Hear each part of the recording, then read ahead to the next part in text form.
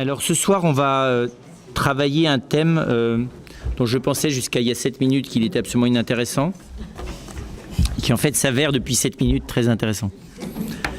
On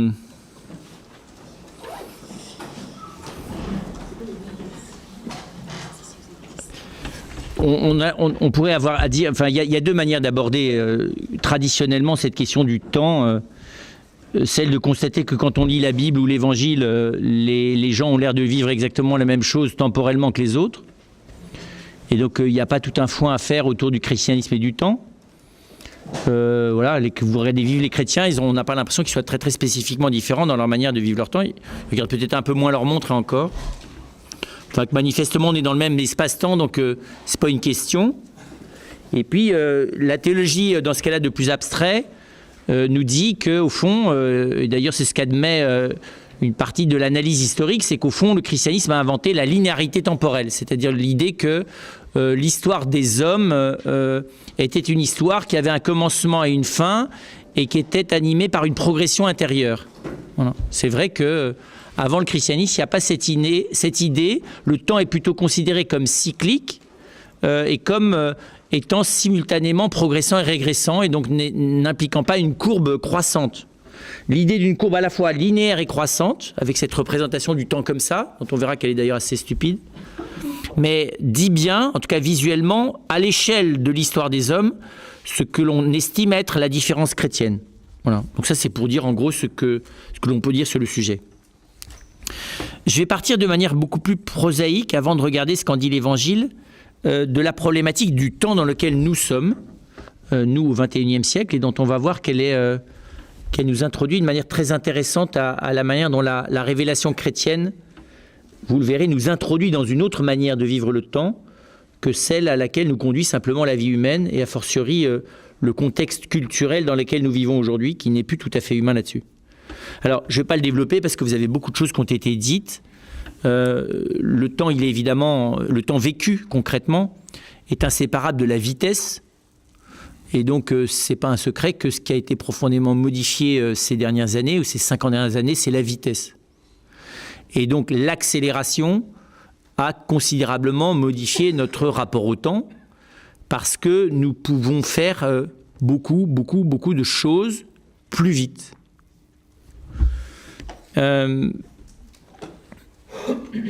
Nous pouvons même les faire de manière, par moment, apparemment simultanée et immédiate. C'est-à-dire qu'en gros, aujourd'hui, il y a non seulement, parce qu'il y a un raccourcissement, parce qu'il y a une accélération de la vitesse, il y a un raccourcissement de l'espace et du coup un raccourcissement du temps. C'est-à-dire qu'aujourd'hui, quand vous discutez par Skype avec vos enfants, vos amis ou vos petits-enfants à l'autre bout du monde, vous ne faites pas simplement l'expérience d'une accélération de la communication, puisqu'elle est quasi instantanée, mais vous faites aussi l'expérience d'une accélération, d'une accélération temporelle ou d'une réduction du temps. Puisque le temps qu'il vous aurait fallu pour entrer en communication avec la personne qui est là a considérablement diminué jusqu'à être quasi instantané. Donc, non seulement le rapport à l'espace a été raccourci, a abouti à un raccourcissement de l'espace, à un rétrécissement de l'espace par l'accélération, mais le rapport au temps a lui aussi été modifié par cette modification du rapport à l'espace. Et donc, ça veut dire que, au fond, le pouvoir faire instantanément ce que l'on ne pouvait faire que lentement, ou pouvoir faire beaucoup plus vite ce que l'on ne pouvait faire que plus lentement, c'est aussi pouvoir faire beaucoup plus de choses dans le même temps. Voilà. Aujourd'hui, la journée d'une mère de famille moderne, grâce aux outils technologiques, ménagers, culinaires, tout ce que vous voudrez, grâce aux outils de déplacement multiples et variés, grâce aux outils de communication multiples et variés, permet, pour le meilleur et pas mal pour le pire, d'accumuler un nombre de choses possibles à faire dans la journée, il faudrait comparer, mais qui multiplie par 4, 5, 10, 20, le nombre de choses que fait une maman aujourd'hui par rapport à il y a 50 ans, par exemple. D'accord ? Ça veut dire que le temps est, du coup, peut-être saturé d'activité. D'accord ? Quand vous avez de la distance, quand vous n'avez pas tout sous la main, quand les choses sont lentes à faire, eh bien, vous ne pouvez pas en faire autant dans la même heure. C'est assez bête, hein. C'est un constat tout bête, mais ça a des conséquences, c'est une pratique extrêmement grande. Donc, nous faisons beaucoup plus de choses. Ça veut dire qu'on les fait mieux, mais on en fait plus. Et dans le même temps. On peut aussi en faire simultanément plus. D'accord ? Parce que vous pouvez lancer la machine à café, la machine à laver la vaisselle, d'accord ? L'aspirateur automatique, parce que vous avez des aspirateurs qui se déplacent tout le temps dans la maison, téléphoner à votre copine, commander un billet sur Internet, okay, et avoir un œil sur votre fils qui est en train de faire ses devoirs. Voilà.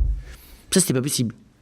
Autrefois, quand il fallait laver au lavoir, laisse tomber, tu corrigeais pas les devoirs parce que le lavoir était en bas. Et le lavoir, c'était pas la machine à café, qui n'était pas l'endroit du lavoir non plus. D'accord ? Voilà.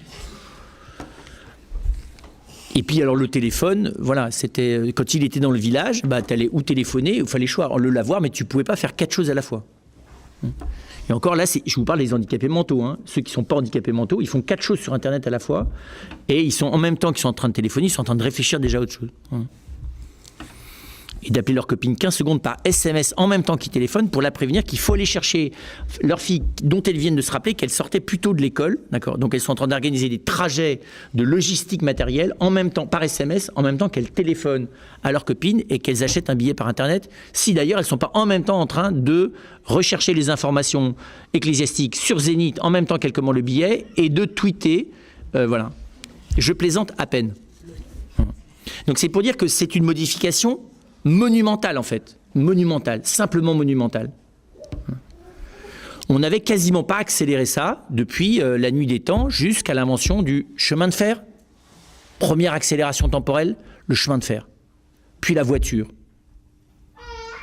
Avant, rien. Le vélo ou le cheval, même chose. Pas beaucoup d'accélération. Non. Les signaux de fumée ou les signaux romains, là, pas beaucoup d'accélération. Le courrier à cheval ou en bateau, pas beaucoup d'accélération. Le télégraphe, oui. Mais le chemin de fer et le télégraphe, quand on a lu Lucky Luke, on sait que c'est ensemble. D'accord ?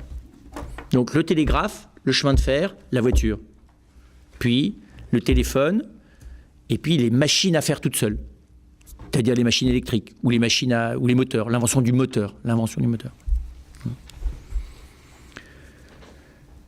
Donc on est simultanément dans l'immédiateté, qui implique du coup une espèce de plaisir, parce que l'immédiateté, c'est l'obtention immédiate d'un bien procure du plaisir. Et le principe de plaisir nous fait chercher l'obtention immédiate d'un bien. Donc on arrive à obtenir beaucoup plus de biens dans un temps plus court aussi. D'accord ? Puisque vous pouvez, par biais en commandant 1000 choses, avoir tout le temps des nouvelles trucs à acheter, ou tout le temps des nouveaux biens matériels que vous avez sous la main. Donc il y a aussi un principe de puissance, ça satisfait donc le principe de plaisir, ça satisfait aussi le principe de puissance. Ça satisfait aussi le désir un peu délirant d'ubiquité, c'est-à-dire le sentiment de pouvoir être dans plusieurs lieux en même temps. D'accord ? On a inventé aussi des trucs très bizarres, mais je ne les développerai pas, c'est qu'on peut revivre le temps du passé. Hein ? Vous allez sortir votre petit film Super 8 de quand vous étiez petite, ou de quand vous étiez petit. Et vous regardez la vidéo du mariage de votre fille, qui désormais a 45 ans, quand elle en avait 20. Et vous êtes là dans le sentiment tout à fait différent de la narration orale, parce que vous avez des gens qui peuvent se souvenir du mariage. D'accord ? Mais la photo déjà et la vidéo d'autre part me donnent le temps de pouvoir revenir en arrière dans le temps, ou être là-bas, en arrière, comme si j'y étais. D'accord ? En gommant d'ailleurs complètement la notion de successivité historique. D'accord ? Parce que si vous... à partir du moment où il y a des caméras ou des photos, on a l'impression d'y être comme si c'était aujourd'hui. Par contre, quand on a un parchemin, on a le sentiment qu'on n'y est pas. D'accord ? On voit bien qu'il y a une espèce de difficulté, il y a un seuil à franchir pour remonter le temps. L'instrument pour remonter le temps, qu'est l'élément archéologique, l'icône, le tableau, le manuscrit, enfin tout élément me donne l'expérience de l'épaisseur historique. Et c'est capital à mon avis dans la compréhension même de la chose. Mais la photo, non. C'est tout bête, vous allez visiter le château de Versailles. si vous n'êtes pas un digital native, comme ils disent aujourd'hui, c'est-à-dire quelqu'un qui n'a pas vécu avec en voyant les choses dans les images mieux qu'en les voyant en réel. C'est que voilà. Vous comprenez bien que ce château-là date à plein d'indices. Vous allez comprendre que pour plein de raisons, il n'est pas d'aujourd'hui.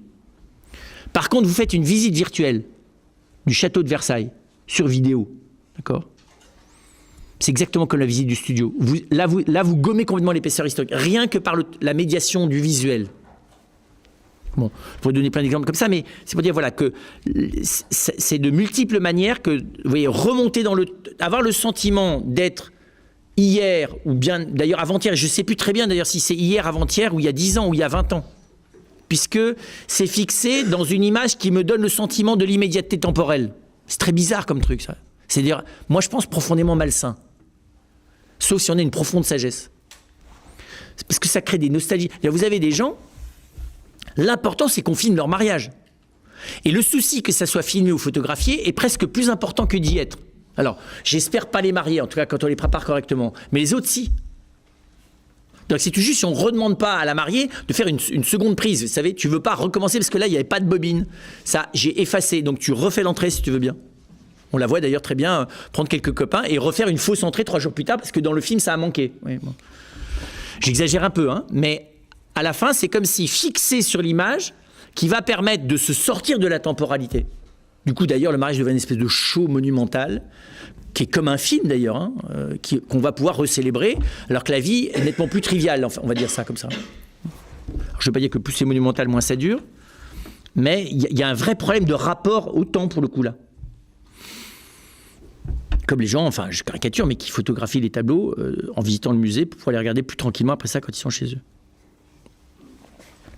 Et donc, alors ça veut dire aussi qu'il y a, toujours du point de vue purement descriptif, il y a différents niveaux rythmiques. Hein, c'est-à-dire qu'en nous, les différents outils technologiques nous mettent à des rythmes différents. Acheter des produits à la bourse par le biais d'un programme ordinateur, se déplacer en TGV, faire le café avec une machine, la machine à laver le linge et la voiture qui permet, ou le transport en commun qui permet de déplacer vos enfants, n'ont pas les mêmes rythmes. D'accord ? Donc aujourd'hui, la diversité des rythmiques technologiques sont des rythmiques auxquelles je m'ajuste. D'accord ? C'est pas elle qui s'ajuste à vous. L'immédiateté, vous allez me dire, elle m'est proposée par l'informatique. Non, elle vous est imposée par l'informatique. C'est d'ailleurs ce que vous fait comprendre la tyrannie du mail. Comment tu n'as pas encore répondu au mail que je t'ai envoyé depuis 10 minutes ? Voilà. Et donc c'est insultant parce que je viens t'en envoyer 3 maintenant, 4. Et ça fait un quart d'heure que je te l'ai envoyé. Ça s'appelle la dictature de l'instantanéité. Donc le bénéfice, quand il devient, vous voyez, le bénéfice du raccourcissement de la distance et de l'accélération temporelle, s'il est un bénéfice ponctuel, devient une tyrannie quand il devient un fait culturel. Vous voyez ce que je veux dire ? C'est qu'une fois que ça devient une structure de fonctionnement, ça devient tyrannique. Qu'il y ait des gens qui aient la jouissance et la joie de pouvoir utiliser instantanément un moyen du type le mail pour des situations très précises, génial. Mais quand le mail devient la loi du genre, c'est-à-dire ça devient une obligation. Tu vas quand même pas nous embêter, tu as quand même 10 minutes pour régler le problème de logistique de l'achat des billets de train et de la manière dont on va se rendre jusqu'à la gare. C'est largement suffisant 10 minutes. C'est tyrannie. Donc on t'en accordera pas 12. D'accord ? Tu as 10 minutes pour aller acheter ton billet. Et encore. Comment ça fait 5 minutes que tu es sur le site et tu n'arrives quand même pas à acheter ton billet. En plus, vous ne voyez pas le niveau de turnover, de la gestion d'informations dans la tête, parce que du coup, évidemment, l'accélération, elle est non pas dans l'intelligence, hein, mais elle est dans le traitement de l'info et de l'image. Donc ça veut dire que du coup, le rapport que j'ai à moi-même n'est plus le même, c'est ça que je veux dire. C'est pas juste à l'environnement, c'est pas juste à l'autre, c'est pas juste aux autres, c'est à moi-même que j'ai plus le même rapport temporel. Et donc on est dans un temps qui devient un temps, je parle de l'évolution culturelle, un temps qui tend à être de plus en plus un temps de l'efficience, de l'immédiateté et de la simultanéité. C'est merveilleux et effroyable. Alors, ça a des conséquences anthropologiques positives et négatives. Positives, d'abord parce que je fais beaucoup plus de choses. D'accord ? J'arrive dans la même après-midi à aller voir l'exposition de Giotto, faire un petit tour pour aller visiter ma vieille mère qui est dans une maison de retraite à 20 km en dehors de Paris, revenir discuter par Skype avec mes enfants qui sont à Washington, faire les courses pour les 15 jours qui viennent en mangeant des bananes et des ananas qui viennent de l'autre bout du monde. Donc vous voyez, je vis une quantité de choses extraordinaires. Vous rencontrez des fruits exotiques tous les jours, c'est comme fou. Autrefois, l'orange, c'était le cadeau de Noël. Là, les fraises vous sont amenées par biais d'Airbus, je ne sais pas trop quoi. Et donc, on fait beaucoup plus de choses. Ce n'est pas nécessairement négatif de faire beaucoup plus de choses. Un médecin fait plus... Parce que quelqu'un de compétent aussi fait plus de choses. Il fait plus de bien. Non seulement on fait plus de choses, mais donc le temps peut être utilisé de manière numériquement, quantitativement plus optimum. Mais j'ai aussi plus de possibilités. C'est-à-dire que chaque instant me donne lieu à des bifurcations multiples. Ça peut être angoissant, ça peut être aussi, au contraire, exaltant. D'accord ? Normalement, quand vous êtes en train de labourer votre champ, et que vous êtes quand même un certain nombre de mètres du bout du champ, alors bien sûr que le nombre de possibilités d'activité est assez fort, parce que vous pouvez vous rouler par terre, chanter quelque chose, chanter autre chose, on peut toujours, si on a beaucoup d'imagination, s'inventer beaucoup de choses à faire. Mais disons que les propositions faites par l'environnement ne sont pas démesurées. Alors que là, nous vivons dans un environnement qui nous propose en permanence des bifurcations existentielles multiples. Des fois magnifiques, des fois tragiques d'ailleurs. Parce que la possibilité de dérailler complètement dans son existence personnelle à chaque instant, à chaque demi-journée est assez importante. Les moyens de dérailler, moralement, psychiquement, relationnellement, sont assez denses. C'est plus rare. De temps en temps, l'avantage du village, c'est que tout le monde s'auto-surveillait. Donc si tu voulais tromper ta femme, la chance qu'on t'assassine dans la foulée était assez forte. Voilà. Aujourd'hui, tu as 10 occasions par jour. Chez des gens qui sont plus attentifs, mais enfin, quand même, chez des gens qui ont un peu de moralité. Ceux qui ne cherchent pas les occasions, mais qui se présentent. Ça veut dire que nous participons à plus, alors par le biais de médiums, mais nous participons à plus d'événements simultanément, dans le même instant. Donc nous sommes spectateurs et acteurs, même si c'est peut-être de manière pas très profonde, mais de plus d'événements simultanément. Le temps est un temps, comment dire ça, d'augmentation de la responsabilité. Pas d'augmentation de la responsabilisation des personnes, mais d'augmentation de la responsabilité. C'est une expérience bête, moi je vois bien, c'est arrivé, d'abord quand vous faites du scooter, c'est très impressionnant. En fait, vous risquez votre vie dans Paris, raisonnablement, vous risquez votre vie à peu près toutes les 2-3 minutes. Vous êtes menacé de mort 24 heures sur 24. Enfin, tout le temps où vous êtes sur le scooter. Enfin, sauf dans les heures où il n'y a personne, où les conditions météo sont parfaites. Mais le reste du temps, vous risquez vraiment votre vie. Ça veut dire que ça existe. Normalement, ça n'existait pas souvent, ça. Des conditions très particulières. Aujourd'hui, les conditions de prise de risque, donc de bifurcation de mon existence dans des orientations quand même relativement fortes, parce que mourir ou être vivant, c'est assez radical comme bifurcation, sont plus fortes, beaucoup plus importantes. C'est-à-dire, on va le voir que la dramatique de l'existence est intensifiée. Il y a du coup, alors je résumerai en disant que les éléments positifs, c'est une possibilité d'intensification de l'instant. Si je suis un grand vivant qui arrive réellement à être présent qualitativement à 2 ou 3 choses à la fois, je peux intensifier l'instant. Et on peut dire que c'est le premier élément positif. Donc, vous voyez, je ne suis pas dans la profondeur, je suis dans l'intensification, c'est autre chose. Je ne suis pas dans la profondeur du vécu, mais c'est vrai que quand même, d'être attentif à son enfant qui est en train de travailler, de pouvoir envoyer un SMS de réconfort à quelqu'un qui en a besoin, tout en soutenant le moral au téléphone de quelqu'un qui déprime, c'est pas mal. D'accord ? Tout en rendant les services indéniables de la solidarité familiale par le biais des différentes machines qui sont en train de fonctionner autour de vous. C'est objectivement du bien, non ? C'est objectivement un bien. Vos enfants, ils sont assez contents, ça fait partie de la joie familiale, que d'avoir des vêtements qui ont été lavés, séchés, repassés tout seuls, d'accord? Et que pendant ce temps-là, vous avez pu vous consacrer à, je sais pas tout quoi, à faire les devoirs avec votre enfant, et qu'en plus, vous avez pu soutenir le moral de quelqu'un à distance, non? Objectivement, il y a des moments d'intensification qualitative, je peux pas dire autrement. Ah, il n'y a pas que ça, d'accord, mais là, je regarde d'abord l'aspect positif. Ensuite, le deuxième facteur, moi, il me semble positif, plus en profondeur, hein, en plus de l'intensification d'instant, c'est quand même la libération à l'égard du temps cosmologique. Parce que c'est très beau, et c'est très écologique, et c'est très touchant, et c'est très mignon de vivre au rythme de la nature. C'est une parfaite tyrannie aussi, ça. C'est une parfaite tyrannie. Parce qu'il y a des choses dont il serait urgent, pour le bien des hommes, que je ne sois pas asservi au temps cosmologique. N'avoir que mes pieds pour me déplacer, ou ceux du cheval, quand il s'agit de la vie de l'autre, je suis bien content d'avoir une voiture. Pouvoir dire au revoir, adieu, prendre dans mes bras quelqu'un qui va mourir et que j'aime. Je suis désolé, c'est pas secondaire, même dans une vie chrétienne. Et la voiture me le permet, le cheval me l'aurait jamais permis. Donc il y a aussi une libération du temps cosmologique. Vous voyez, il ne faut pas non plus tomber, je vous dis, dans une espèce... allez vivre Koh-Lanta, là, 5 minutes, là, dans une île à vous nourrir tout seul, en mangeant les lézards, et en... Voilà, là, ils rigolent plus du tout. Hein. Là, on voit ce que c'est que le temps cosmologique dure, quoi.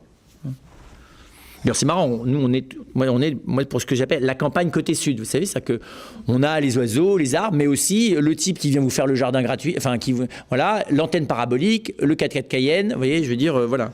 Et Internet, online, haut débit. Ensuite, évidemment, il y a les éléments négatifs. C'est que, d'abord, c'est la saturation. On est dans la saturation temporelle. C'est-à-dire que d'avoir trop d'infos, trop de choses à faire, trop de possibilités à chaque instant, fait que je ne sais plus choisir. Et l'angoisse des possibilités finit par prendre le dessus sur l'opportunité d'intensifier l'instant par les moyens qui sont mis à ma disposition. Du coup, il y a un phénomène aussi de hiérarchisation. Le temps, normalement, le temps du corps, hein, et le temps de l'esprit allié au corps, le temps naturel, si vous voulez, est un temps qui laisse le temps de la décision. Parce que, précisément, les choses ont une certaine lenteur et qu'il y a une certaine harmonie entre la rapidité de l'esprit, la moins grande rapidité de la raison et la moins grande rapidité de l'intégration et de la compréhension des choses en profondeur. Et l'encore moins grande rapidité de l'acquisition d'une expérience qui me permet de poser des choix mûrs. D'accord ? Tout ça est lent. Cette lenteur, elle est salutaire aussi. Et que même si l'accélération ponctuelle à un moment donné peut être bénéfique, elle est globalement salutaire, enfin bénéfique. Et donc, le phénomène de l'urgence et le phénomène de la saturation me semblent être deux des éléments problématiques ou négatifs de la modification du rapport au temps qu'opèrent les évolutions dans lesquelles nous sommes depuis 50 ans. Cette saturation et cette urgence, elle augmente l'angoisse dans le rapport au temps. Parce que du coup, le nombre de choses possibles se présentant à moi à chaque instant me donne le sentiment que je passe mon temps à rater des occasions. Et que le temps, qui est un temps qui par ailleurs le temps peut simultanément m'apparaître très plein et complètement vide. Parce que je ne sais pas si c'était les bonnes choses à faire, tellement il y en a de possibles à faire. Et comme je n'ai pas le temps de les hiérarchiser effectivement, je finis par consommer de l'événement. Voyez, ou consommer de l'interaction qui me donne le sentiment d'être présent, alors qu'en fait, je ne fais que réagir. Et la présence et la réaction, c'est pas du tout pareil. Et donc, il y a un phénomène d'angoisse temporelle qui est tout à fait propre à nous. On est pris par le vertige. Alors, avec l'âge qui va être d'avoir trop de temps, parce que c'est ça le pire en plus, parce qu'après de ne plus en avoir eu, on va rentrer dans l'espace, on va en avoir trop, parce qu'on en a trop eu aussi. Alors que si on avait été plus lent, on aurait été moins effrayé d'en avoir moins. Enfin, vous voyez, de choses à faire. Non, c'est vrai. Quand vous faites peu de choses, d'en avoir encore moins, c'est pas gravissime, non ? Et donc, le chemin vers la vieillesse est un chemin de moins en moins de choses, peut-être d'ailleurs de plus en plus intense aussi. Mais quand vous avez énormément de choses à faire et que vous êtes angoissé de ne pas en faire assez, quand vous allez passer à plus rien à faire ou à beaucoup moins à faire, vous avez l'impression de plus rien être. Vous savez, c'est le syndrome de l'addiction du retraité. Enfin, d'ailleurs, de l'addiction même du pas retraité, tout court. De celui qui, dès que le temps se distend, il faut qu'il l'occupe par angoisse. Hein, le workaholic, c'est ça. la consommation intense du loisir sans aucune détente intérieure. Vous savez, c'est les gens dont vous voyez qui s'appliquent. Moi, je suis pas d'accord, mais quand on croise les gens en vacances quand même. Donc, que ça soit au bord de la plage ou à la montagne et tout. Et vous voyez les gens qui sont appliqués fébrilement à consommer du loisir avec une angoisse qui est exactement la même que de celle de remplir les 60 heures en 35 heures. Quand ils sont cadres supérieurs. Et donc là, il y a une vraie problématique. Et cette angoisse temporelle est, voilà, et j'allais dire même augmentée d'une régression. Pourquoi ? Parce que ce sentiment de ne pas être capable d'assumer les nouvelles conditions d'existence spatio-temporelle qui sont les nôtres, normales, elles ne sont pas tout à fait faites pour des gens normaux. Elles sont faites pour des gens exceptionnels et j'allais presque dire à un moment donné de leur existence. À la limite, la seule manière d'être un peu prioritaire, il faut ou bien prendre de la cocaïne ou bien prendre des produits, si vous voulez. Mais c'est pas possible, il y a trop de choses à faire. D'ailleurs, les gens finissent par se droguer, pas qu'à la cocaïne, mais à plein de trucs, pour pouvoir être à peu près à la hauteur de l'accélération rythmique. D'accord ? Et donc, ça crée des phénomènes de régression et des phénomènes de peur. C'est très bizarre comment est-ce que la courbure du temps telle que nous venons de l'inventer, c'est son espèce d'accélération et d'augmentation de champ des possibles dans le même instant, crée des phénomènes de peur, de culpabilité, de régression et d'angoisse. C'est-à-dire de perte d'identité, pour être court. C'est ça le problème majeur. Ce n'était pas prévu que le temps, à lui tout seul, puisse créer des pertes d'identité. Eh bien, son accélération crée des pertes d'identité. Pas comme temps, vous avez compris, hein, mais dans le mouvement, puisque le temps, c'est la rythmique du mouvement auquel nous sommes contraints de participer. Puisque finalement, c'est ça. Nous avons inventé une espèce de grand système extrêmement dynamique, mais qui tourne à une vitesse telle et qui fonctionne avec une complexité telle que nous devons être à la hauteur de ce rythme. C'est ça qui modifie notre rapport au temps. Bon, là, mon but, il n'est pas d'analyser, il est de constater d'abord. Et donc, c'est vrai que y a une atteinte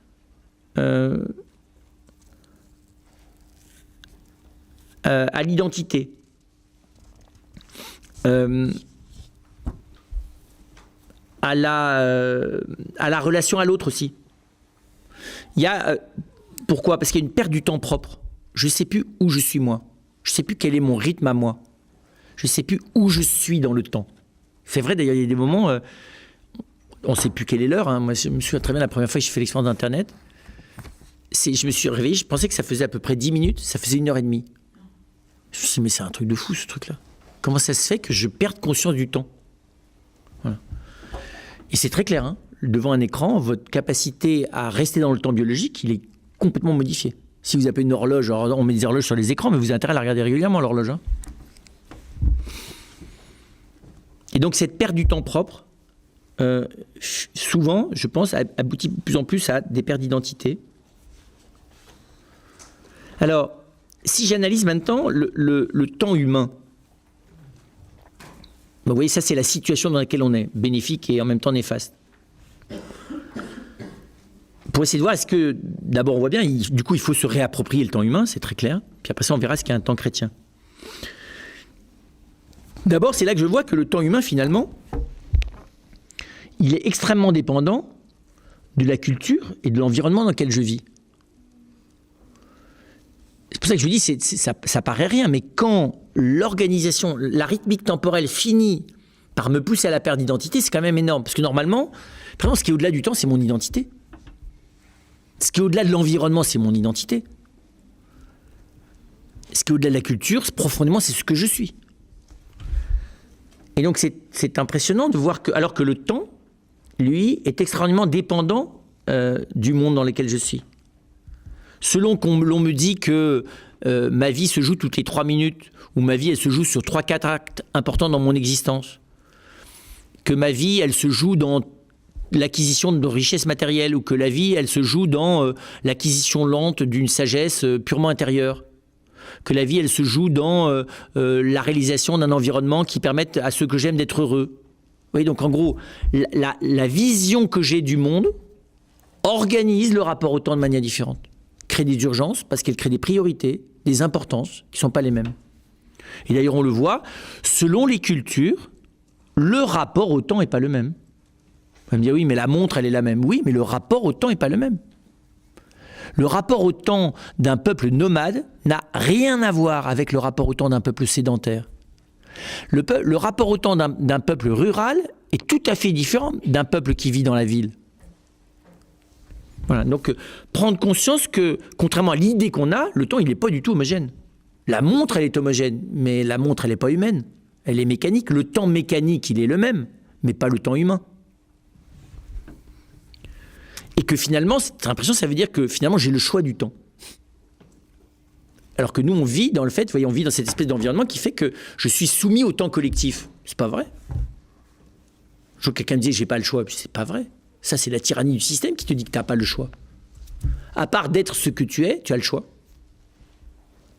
D'être soumis à la pesanteur, non plus, t'as pas trop le choix. Enfin, il y a des choses comme ça où t'as pas trop le choix. Mais le temps, si. Vous voyez, c'est très étonnant comment est-ce que le système d'obligation spatio-temporelle est devenu beaucoup plus tyrannique que la pire des morales. Et même qu'une dictature. Moi, je suis de plus en plus frappé par ça, par la manière dont notre monde prend la forme d'une dictature. Sans dictateur.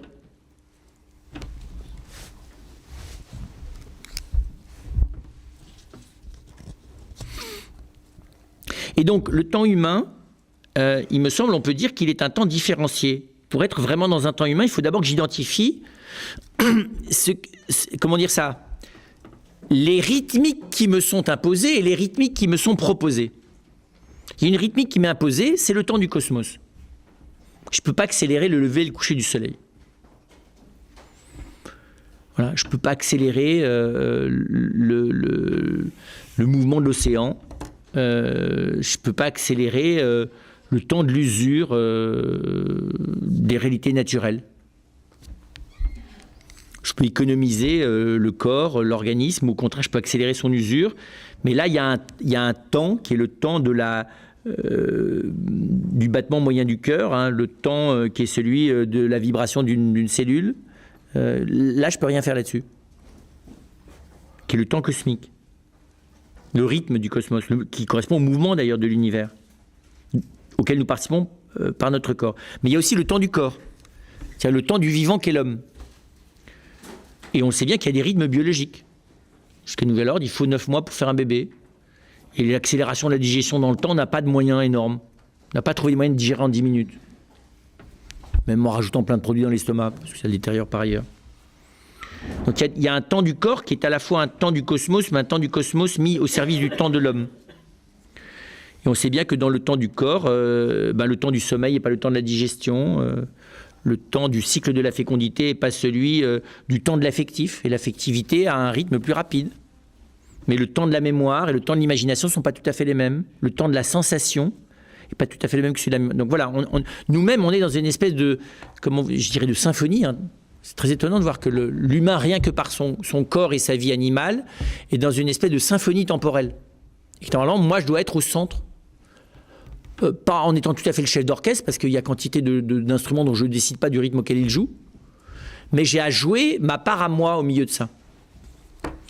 Et puis nous venons donc d'inventer le temps du système, qui est désormais un temps aculturel. Le temps du système, il est là. Je suis très frappé, moi, par ça. C'est un temps technologique. C'est un temps médiatique. C'est un temps qui n'est plus gouverné par des individus. Qui est un temps qui s'impose à moi. Qui est un temps extérieur. Qui est un temps qu'on a fabriqué, mais avec lequel il faut désormais faire. Ça nous plaît ou ça nous plaît pas, mais c'est un fait. Vous ne pouvez pas attendre que les trains... Je me souviens, parce qu'il y a 20 ans, il y avait des pays d'Amérique du Sud. Le retard normal du train, c'était 4 heures, quoi.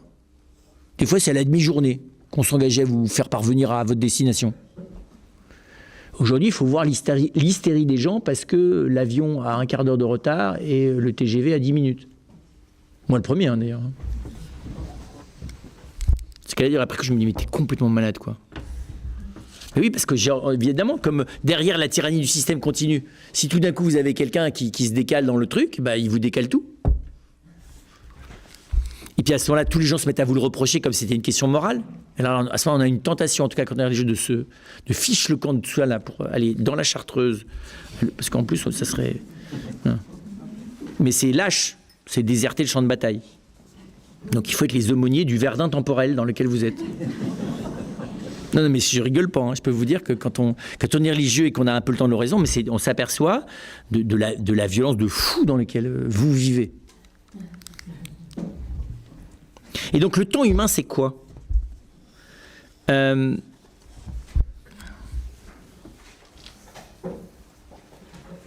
pourrait dire que c'est le temps de l'esprit. Oui, mais je ne suis pas sûr que le temps de l'esprit au sens de l'intelligence, par exemple. Ça ne me semble pas le temps proprement humain. Je suis plus en plus persuadé que le temps proprement humain, c'est le temps de la relation. Sur quoi où est-ce que j'apprends le temps qui correspond à la personne humaine ? C'est le temps de la relation. Pourquoi ? Parce que le temps de l'intelligence peut chanter la relation. Hein, on sait bien l'intellectuel peut s'extraire précisément et se dispenser du temps de la relation parce qu'au fond, ça va plus vite. Et parce qu'il est dans un espace-temps qui fait l'économie aussi de la dramaturgie d'une certaine part de la temporalité sur laquelle on va revenir. D'accord ? Et je ne suis pas sûr qu'on ait un temps dans la relation à soi si on n'a pas un temps dans la relation à l'autre. Voilà, donc je suis de plus en plus persuadé que c'est la relation à l'autre qui fait l'apprentissage de la vraie rythmique humaine. Hein, j'aime beaucoup cette image d'Aristote, moi qui me fascine de plus en plus, quand Aristote dit « pour qui est une amitié ?» Il cite un proverbe, je crois d'ailleurs. « Il faut avoir mangé suffisamment de repas pour avoir usé une demi-livre de sel ensemble. » Ou une livre de sel ensemble. Ça fait beaucoup de repas. Et je trouve que c'est une manière très mignonne de rythmer la temporalité humaine. C'est beaucoup de temps, et en même temps non. Si on prend beaucoup de repas. D'accord ? Oui, si on sale beaucoup, ça c'est vrai. Ok. Si on est breton, si on commence avec le beurre au matin. Mais voilà, c'est pour dire que ce qu'a saisi Saint-Exupéry aussi sur l'apprivoisement, hein, il y a une rythmique de la rencontre et je suis persuadé qu'au fond, l'ajustement dans le temps dans le rapport dans le temps, l'apprentissage du temps avec soi, le rythme avec lequel on doit se rencontrer et vivre avec soi-même, le rythme que l'on choisit d'avoir pour soi, me semble nécessairement en lien au rythme que l'on choisit d'avoir pour l'autre et que l'autre a d'ailleurs, parce qu'on apprend cet ajustement de manière réciproque et qui est fondamental par rapport au temps aux autres. Parce que les autres, ils peuvent ou ralentir à l'excès le temps parce qu'ils deviennent lourds. Vous nous fatiguez, vous nous retardez, vous savez, c'est le temps de monter dans le car. Quand vous êtes 50 pour monter dans un car, c'est pas comme quand vous êtes 2 pour monter dans une voiture, vous savez, dans le voyage. Il faut calculer le temps de la montée dans le car, c'est très bizarre ça. Moi, au début, je me dis, mais c'est stupide ça, il suffit que les gens s'y mettent avec un peu, mais ça veut rien dire les gens. Parce que le groupe, c'est un troupeau. Et que chacun a beau être profondément spirituel et enfant de Dieu, malgré tout, même avec bonne volonté et sainteté, tu n'arriveras pas à compresser une part du troupeau tant que tu es sur la terre. Donc le temps grégaire n'est pas tout à fait le temps solitaire. Voilà. Et donc le temps à deux vient permettre, puis le temps familial bien sûr, ou le temps entrepreneurial, hein, qui n'est pas le temps, qui est une espèce d'organisation du temps grégaire de manière intelligente. Il y a des intelligences de l'organisation du temps collectif, qui sont très belles à voir. Celui du footballeur n'est pas le même que celui du rugbyman, celui du tennisman n'est pas le même que celui du joueur d'échecs. Le jeu sur le temps. D'accord. Celui de la famille, en voyage, n'est pas le même que celui de la famille pendant le temps de classe. Et celui de la tribu n'est pas celui de la famille. Et celui de l'entreprise ou de la petite entreprise n'est pas celui de la grosse entreprise. Il y a des temporalités là aussi qui sont... C'est pour ça que je dis, ça va être devenu patient. Je me dis, mais c'est extraordinaire comme manière de regarder la vie humaine, le temps, finalement.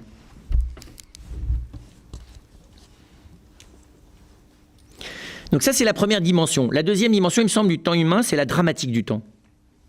Pourquoi y a-t-il une dramatique intrinsèque au temps dans l'homme ? Bien, c'est parce que par son intelligence, par sa capacité contemplative, l'homme a le sens de l'universel. Et donc, il aspire à l'universel. Il aspire à la diachronie et à la synchronie. Il aspire au dépassement du temps. Il est fait pour le dépassement du temps. Puisque son intelligence le met au-delà du temps. C'est vrai, une véritable découverte en profondeur dans l'esprit de ce que c'est que l'humanité. Pas simplement l'humanité en chacun, mais du coup l'humanité en chacun vécue par la famille humaine.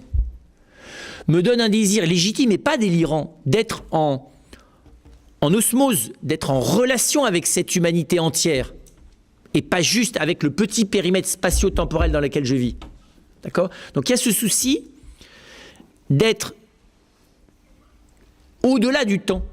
C'est vrai, quand vous analysez ou quand vous regardez les œuvres, vous allez voir la cathédrale de Chartres ou vous entendez la musique de Bach où vous voyez le tableau d'Angelico, vous avez légitimement envie d'entrer dans le temps qui a été le leur à travers leur œuvre. Et même si on le fait partiellement, on aimerait pouvoir le faire de manière, tout en restant dans le temps qui est le nôtre, aller réellement participer au leur. Hein, ce que fait d'ailleurs le temps du rêve, le film, ou le roman. Et c'est très étonnant comment l'homme a depuis toujours appris à se balader par le biais du mythe, par le biais de l'histoire, par le biais de la narration, dans le temps d'avant, et dans le hors-temps d'ailleurs aussi, qui est le temps imaginaire, et puis dans le temps futur. Et donc c'est très étonnant de voir qu'il y a là une tension qui peut donner lieu à une certaine dramatique entre l'universalité de l'esprit et donc le désir d'avoir une manière de vivre qui soit transversale à la temporalité des hommes à travers l'histoire et qui soit en même temps transversale dans le même instant. Vous voyez, d'entrer dans cette symphonie temporelle qui n'est pas simplement les quelques personnes avec qui je suis, mais aussi le reste de l'humanité. Vous voyez, j'ai dit ça parce que, par exemple, dans notre communauté, on a des frères qui sont sur les 4 continents. Et que c'est vrai que, alors, on verra spirituellement, on a le cœur qui bat à plusieurs rythmes à la fois. Et quand on est allé les voyager, on aimerait être en même temps là-bas, en même temps qu'ici, pas de manière débile avec des écrans et des webcams et des trucs comme ça, mais y être vraiment, vous voyez, je veux dire. Alors, bien sûr qu'on l'est pour une part par la communion humaine, par l'amitié, par le fait que l'expérience de l'autre devient pour une part la mienne. Mais c'est limité, je ne peux pas avoir des amis partout dans le monde. Et je n'ai pas le temps d'aller profiter de l'expérience qu'ils vivent là-bas, là où je suis. Même si tous ces moyens dont on a parlé tout à l'heure peuvent permettre ça. C'est vrai qu'aujourd'hui, on peut pas dire l'inverse. Les moyens de déplacement permettent de faire des expériences d'une richesse humaine qu'on n'aurait jamais fait de la même manière il y a 100 ans. C'est quand même impressionnant. Les missionnaires, c'était un ticket sans retour, quoi, avec une espérance de vie de entre 6 jours et 2 ans. En gros, c'était un ticket pour la mort, quoi. Donc la visite interculturelle était assez rapide. La rencontre culturelle d'ailleurs était assez... des fois assez inexistante, la rencontre télégale très profonde, mais culturelle pas trop. Enfin, elle était souvent un peu tranchante. Ou cuisante. Ça dépend si vous vous appelez Isaac Jogues ou bien le père Gabriel, le père Bois. Non, Saint-Jean-Louis Bonnard, pardon, c'est lui qui s'est fait couper la tête. Voilà. Et donc, en plus, c'est vrai que pour le coup, notre culture accroît ce désir d'universalité, puisqu'il nous donne l'illusion de sa possibilité. Et qui nous révèle plus en profondeur que ce désir a quelque chose de légitime. Et que sa manière, le réaliser virtuellement, c'est générer une frustration encore plus grande de le réaliser réellement. Donc là, il y a une vraie question, parce que je suis dans l'étroitesse de mon temps expérimental. Je ne peux pas dire l'inverse. C'est vrai. Si vous prenez de temps en temps le temps de voir qu'est-ce que vous expérimentez vraiment. Parce que mon temps humain, personnel, n'excède pas le temps de mon expérience. Or, mon expérience, elle est quand même limitée dans le temps et dans l'espace. C'est vrai, moi, je dis de temps en temps, aujourd'hui, faites le test. Quels sont les animaux que vous n'avez jamais vus en direct? Jamais. Quels sont les événements importants? Vous savez, à la fin de l'année, vous avez des revues qui font 2013. Demandez-vous là-dedans lesquels vous avez vécu en direct. Réellement, pas par écran, hein, c'est que vous y étiez. Vous allez dire, ça fait pas un quart de page. Hein. J'ai assisté au concert de machin truc, là, ça j'y étais, point. La marche pour tous, on y aura été. Voilà. Les JMJ. Mais tous les autres événements, non, j'étais pas du tout là. J'en ai su quelque chose, oui. J'en ai compris quelque chose, rien. Rien. Donc, si j'ai pas vécu un événement, je peux pas en comprendre quelque chose. Ou si je rencontre pas quelqu'un qui l'a vécu avec suffisamment de sagesse pour en avoir le véritable sens. C'est rarement les journalistes. Donc souvent, j'en sais rien. Je n'en comprends rien. Je m'en fais une représentation imaginative qui remplace la compréhension que je pourrais en avoir. Alors j'essaie d'imaginer, des fois de manière vraisemblable, sur la base de mon expérience réelle. Hein, mais c'est vrai qu'il n'y a rien à faire. La base de mon expérience réelle demeure étroite dans le temps et dans l'espace. Pas dans la profondeur. Hein. C'est propre de la sagesse. C'est de compenser la limite spatio-temporelle de l'expérience par la profondeur. C'est ça le travail de l'analyse d'ailleurs philosophique et de la recherche de la sagesse. Mais même le sage, alors le sage c'est celui qui accepte sereinement les limites de sa participation au temps et à l'espace. Et donc du coup, nous comprenons mieux comment est-ce que c'est pas seulement notre monde, hein, c'est qu'il y a intrinsèquement dans l'humain une certaine angoisse dans le rapport au temps.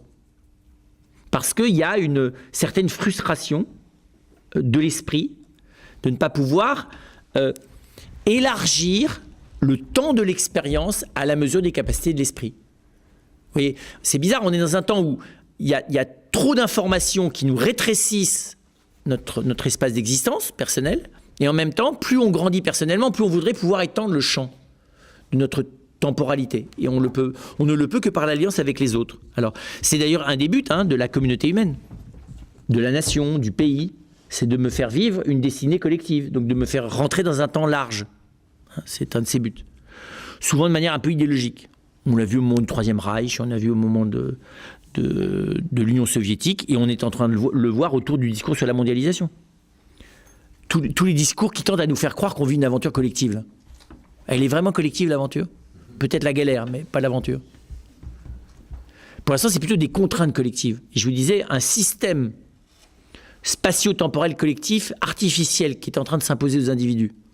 C'est pas encore une aventure collective. Il faudrait qu'on arrive à maîtriser le bateau. D'accord ?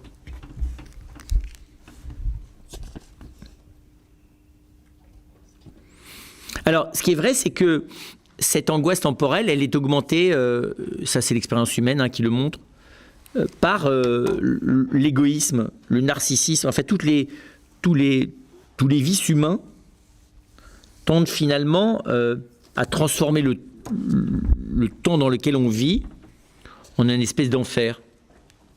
Et donc, il y a aussi, ça fait partie de la dramatique du temps. C'est que je peux tout d'un coup être dans un temps tragique, collectif, historique. C'est vrai, être né au moment, à Dresden, 5 jours avant le bombardement, c'est dramatique temporellement. C'est-à-dire que je ne choisis pas mon temps. Ce sont les hommes qui choisissent en grande partie, mais c'est les hommes au sens du collectif qui choisissent la temporalité dans laquelle je vais vivre. Et des fois, cette temporalité, elle est abominable. Et donc, je ne suis 2 fois pas libre du temps. Un, parce que je ne vis que dans l'histoire, le temps historique qui est le mien. Je suis 2 fois pas libre du temps, parce que je ne suis pas libre d'être né dans un autre temps que celui où je suis. J'ai un petit frère qui me dit de temps en temps, moi j'aurais dû naître au XIIe siècle. Peut-être que vous aviez des gens au XIXe siècle qui auraient pu dire, si on leur avait expliqué le XXIe, j'aurais dû naître au XXIe siècle.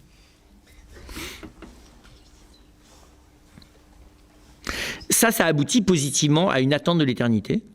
Donc à l'attente qu'entrevoit le philosophe, mais qui ne peut pas affirmer avec nécessité, d'une vie autre, d'une vie après cette vie-là, d'une vie qui serait dans une temporalité sans limite, ou dans une éternité, et dans lequel l'instant, la durée, mon temps à moi et le temps des autres seraient des choses synchroniques.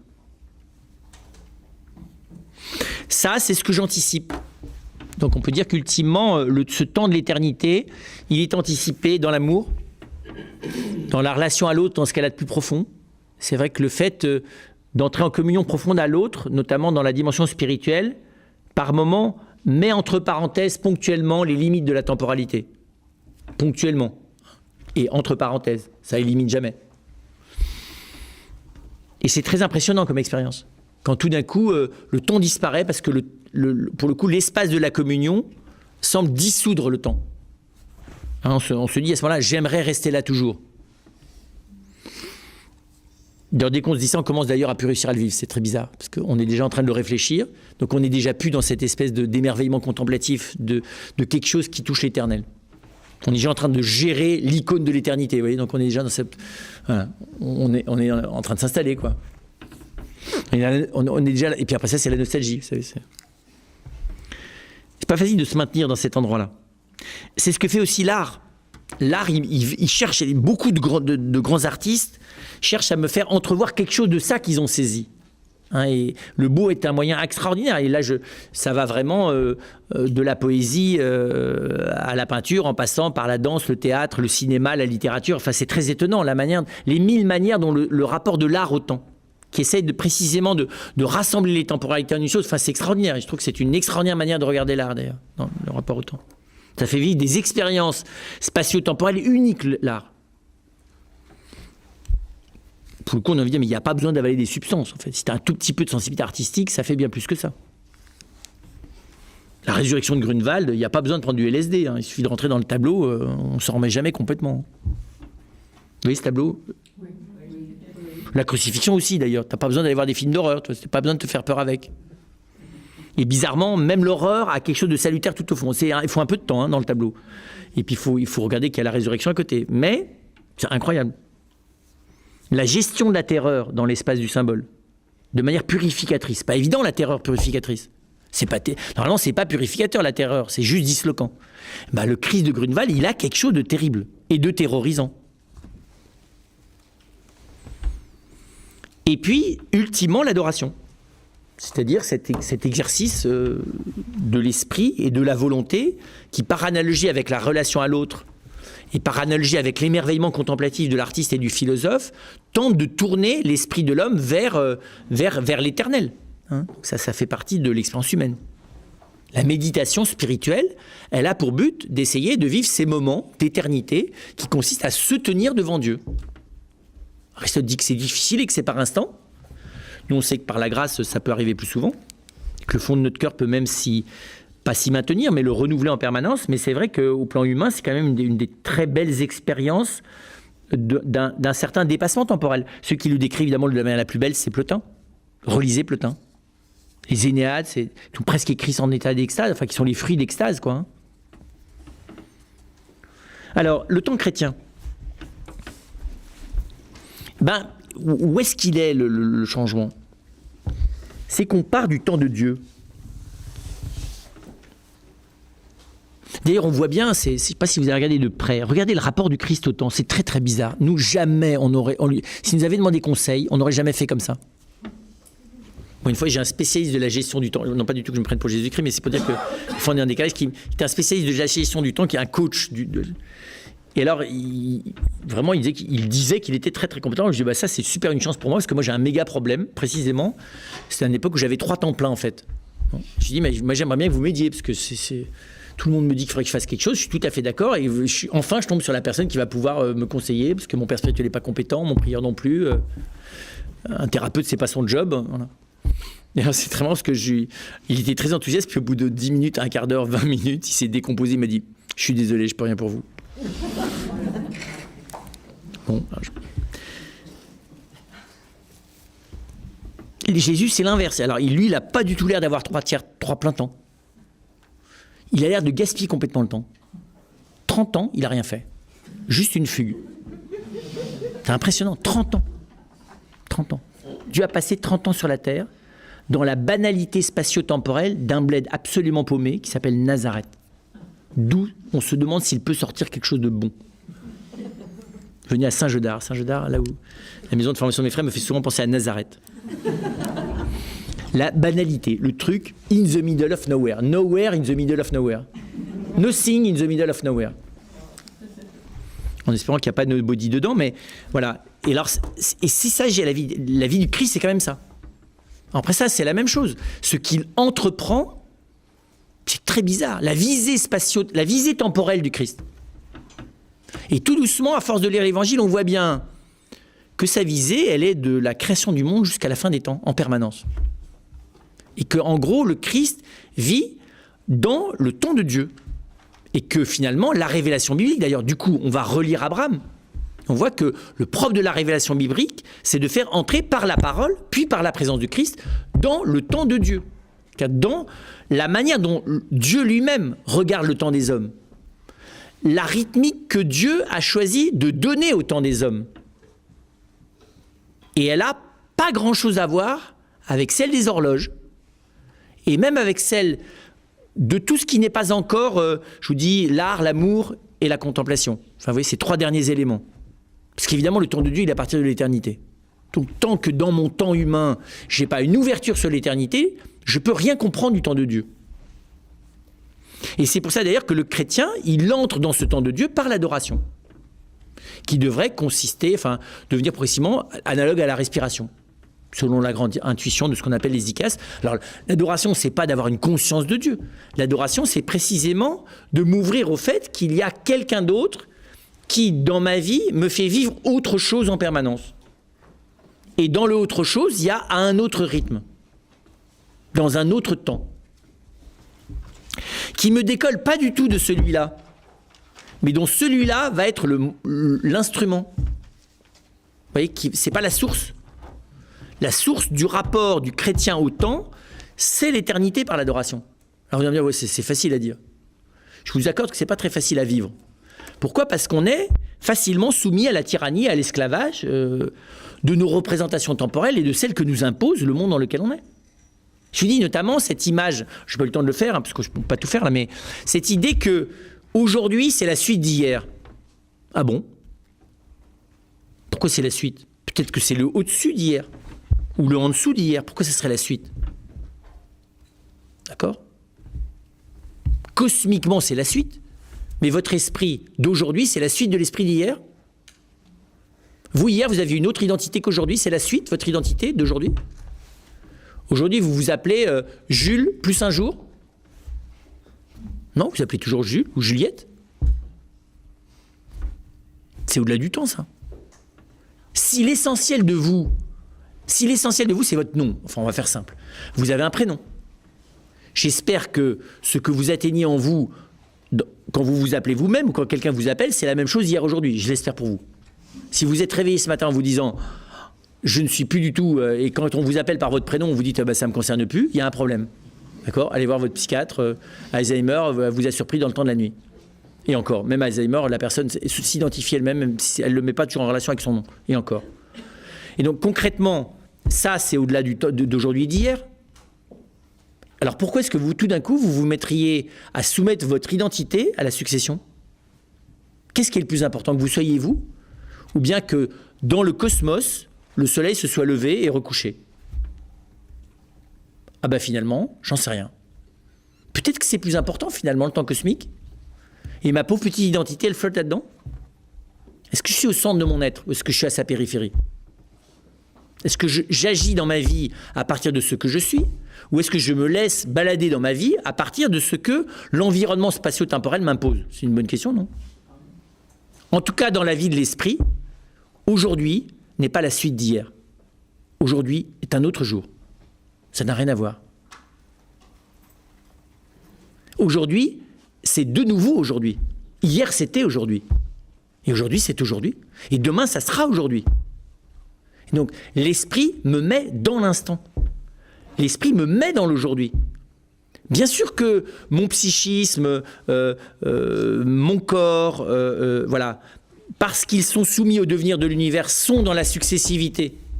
Mais mon corps, c'est mon corps à moi. D'accord ? C'est un corps pour mon esprit. Donc mon corps, j'ai à le vivre aujourd'hui. Vous savez, les gens qui ont peur de vieillir, je m'aperçois que c'est totalement imaginaire. Totalement imaginaire. Qu'est-ce que ça veut dire, je suis vieux ? Qu'est-ce que ça veut dire, je suis vieux ? Ça veut rien dire. Que mon corps soit usé, ok. Parfaitement, pas de problème. Mais vous êtes vieux, mais n'importe quoi. Vous n'êtes pas vieux, vous êtes vous.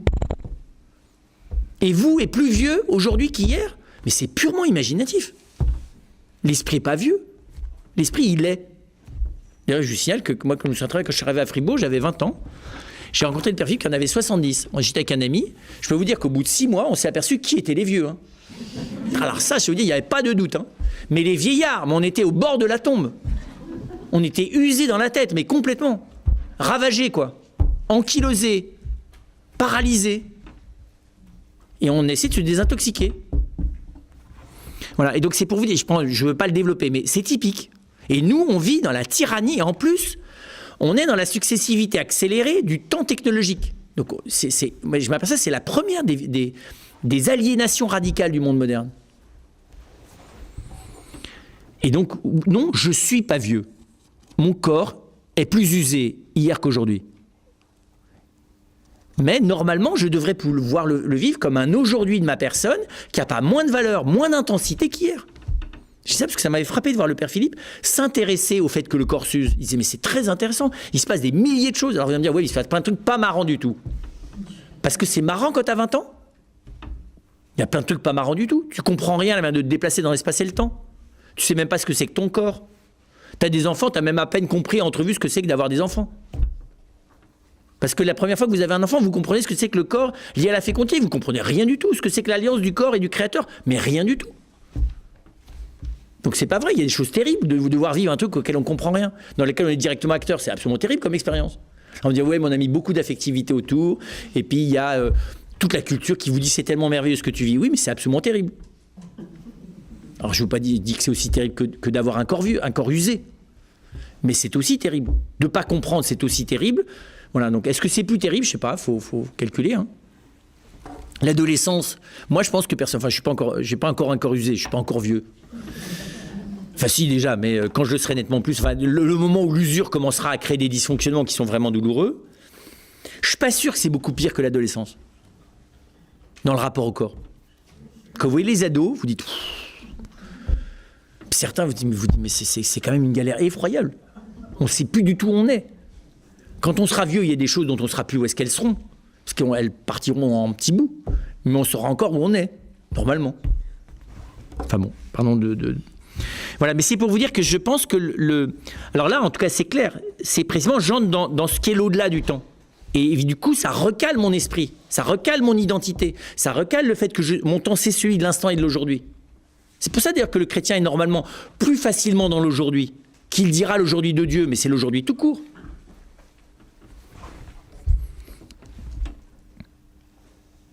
Et alors ce qui est très intéressant, c'est que dans le mystère de Dieu, et on voit ça aussi dans le Christ, hein, ce qui dans le Christ le fait vivre dans cette temporalité à la fois qui est la relation à l'éternel et qui en même temps est une temporalité qui est simultanément, une manière d'être qui est simultanément présente au commencement de l'humanité jusqu'à son terme, c'est l'Esprit Saint. L'Esprit Saint, dans la mission du Christ et la mission de l'Esprit Saint n'est pas la même. Le Christ, il est dans le temps, géographique, historique. Et là, en fait, le moment où il est parti. Au revoir, il est parvenu. Temporellement, tragique. L'ascension. Il est parti. Jusqu'à nouvel ordre, il est parvenu. Et donc, on voit bien que le Christ, il est dans l'historicité humaine. Mais sa manière d'être intérieure n'est pas limitée à cette historicité. Et c'est très beau de voir que sa manière d'être intérieure, elle est liée à l'Esprit Saint. Et que cette manière d'être dans le rapport au temps et à l'éternel va passer du Christ à l'Église. C'est ça la Pentecôte. Par la Pentecôte, la communauté humaine, l'humanité entre dans le temps de Dieu qui s'est rendu présent dans le Christ. On voit très bien ça dans Saint Luc. C'est très beau de voir ça dans Saint Luc. Dans l'évangile de Luc. Alors, qu'est-ce que ça a comme conséquence dans le rapport au temps? Ce qui est extraordinaire, c'est que le rapport à l'éternel, c'est qu'il est déjà là. C'est que le terme est déjà là. Je suis déjà dans le futur. Je suis déjà dans mon terme. Il y a un endroit où je n'attends plus rien du temps. Parce que tout m'est déjà donné. C'est ça le réalisme de la foi. Alors on dit, ah oui, mais du coup, les endroits où il y a quand même une partie de moi qui attend, c'est encore plus pénible. Ça, c'est sûr. Parce que quand tu attends déjà le terme, c'est clair que la partie de toi qui est encore à attendre pour de vrai, d'accord, voilà, râle auprès de celle qui est déjà ailleurs, quoi. C'est vrai, ça arrive, ça, que dans le temps de l'adoration, tout d'un coup, on est déjà en Dieu, quoi. Sauf qu'à la sortie, eh ben, il faut régler, je sais pas quoi, plein de problèmes temporels, quoi. Il faut reprendre le rythme de dingue dans lequel on était. Mais c'est bon que le temps de l'adoration et le temps de l'oraison, et c'est vrai que l'adoration et le sacrement aident à ça, fassent faire presque l'expérience de cette sortie qui ne me rend pas planant, mais qui au contraire normalement me remet encore plus avec densité dans le présent. Et me donne d'ailleurs un espèce de discernement sur ce que j'ai à faire dans le temps à partir de cette intériorité éternisée par la présence de Dieu. Ce que dit Thomas d'Aquin de manière très belle, il dit « Notre Père qui est aux cieux, c'est-à-dire au fond de notre cœur ». Sur le rapport au temps, c'est magnifique. L'éternité est dedans. Relisez Étienne Soum, elle a aussi c'est très beau de voir comment Étienne Soum, qui est une femme qu'on voit se modifier, et c'est très beau de voir la modification de son rapport au temps. C'est parce que tout d'un coup, elle découvre cette éternité présente en elle, qu'elle devient capable d'aller assumer l'impossible, de faire face à un avenir qu'elle n'essaye pas d'imaginer, mais dont elle sait qu'il n'est vivable que précisément que par l'éternité. En délibérément choisissant de suivre ses parents et sa famille du camp de Westerbork vers Auschwitz. C'est très étonnant. Le rapport à elle-même, le rapport au temps, le rapport à ce qu'elle va avoir à vivre tel qu'elle le décrit, parce que le sens de son journal, c'est qu'elle décrit. Et dans un journal, on raconte les rapports qu'on a au temps. On ne fait pas de leçons aux autres, c'était pas fait pour transmettre, c'était fait juste pour dire, pour se dire à soi-même. Et donc, il y a à la fois une espèce de télescopage complet du temps, puisque par la grâce, par l'Esprit Saint, tout est déjà là.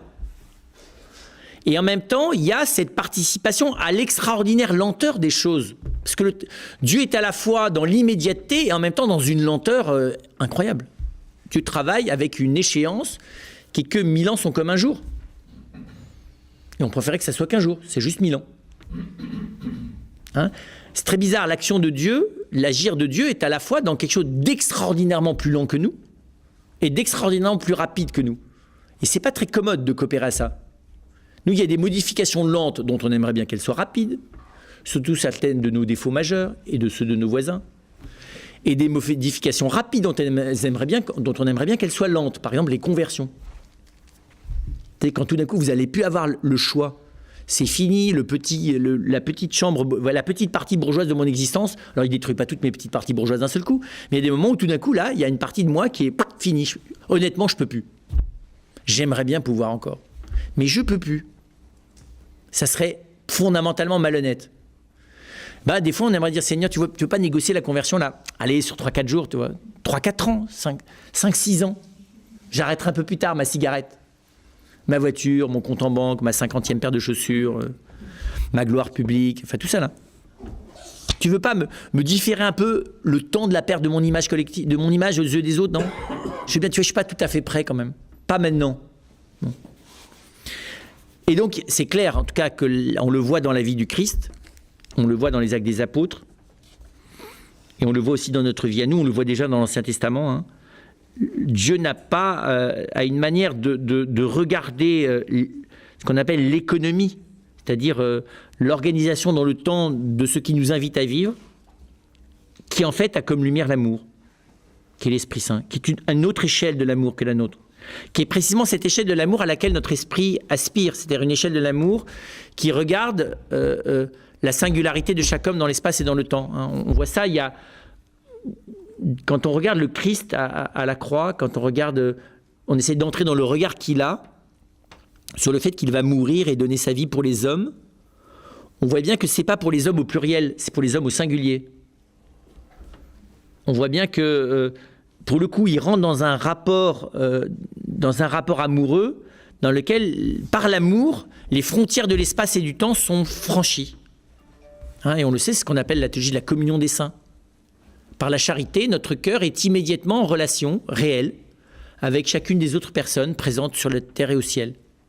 Ça ne peut pas être moins que ça. C'est pas à la carte, la théologie de la communion des saints. Parce que nous, on aimerait bien dire, bon, Seigneur, moi, dans tous les gens là, avec qui, soi-disant, tu peux me mettre en contact, j'aimerais bien faire des choix, tu vois. D'abord, premier cercle. Deuxième cercle, dans 3 ans, je veux bien aborder le 3e cercle. Puis alors, il y a des gens, tu vois, tu les mets vraiment à la frontière de mon existence. Ça sera pour quand je serai carrément un saint. Cela vaut mieux que je ne les rencontre pas avant. Pour eux et pour moi. D'accord ? Or, c'est très beau, le mystère de l'Esprit Saint, donc le mystère de la charité répandue dans nos cœurs, comme dit Paul, nous met instantanément dans le temps des hommes, tel que Dieu s'y est rendu présent. C'est-à-dire à la fois intensément à chaque instant et en même temps déjà présent au cœur de chacun. C'est pour ça que le chrétien d'une certaine manière, devrait être toujours chez lui chaque fois qu'il croise quelqu'un. Même chez celui qui le persécute. C'est cette religieuse d'Orange c'est incroyable ça, qui au moment de monter à l'échafaud, dit au bourreau, merci d'être le portier de mes noces. C'est fou ça. C'est admirable. Vous voyez, la relation qu'elle a à cet homme, qu'elle connaît. En plus, on voit ces religieuses, c'était pas du tout, vous voyez, elles n'étaient pas dans l'emphase, enfin, on n'est pas dans la théâtralité. Hein. C'est plutôt en face qu'ils étaient dans la théâtralité. Et donc le temps de l'Église, c'est précisément ce temps de Dieu présent à travers le corps. L'Église, c'est le corps du Christ. Hein, donc le temps de l'Église, c'est le temps du corps mystique, c'est le temps, c'est le lieu. L'Église, c'est le lieu où précisément Dieu veut nous faire vivre à son rythme, selon son aujourd'hui, selon son demain et son après-demain, et selon son hier et son avant-hier, c'est-à-dire selon sa manière de gouverner les cœurs, de gouverner les hommes, bien en sous-main par rapport à ce que nous envoyons au niveau de la surface des événements politiques et personnels, beaucoup plus profondément. Hein. Dieu agit à une profondeur géologique qui est plutôt celle des nappes phréatiques. Mais c'est très impressionnant de voir que ça veut dire aussi que la vocation de l'Église, c'est de faire entrer l'humanité dans le temps de Dieu.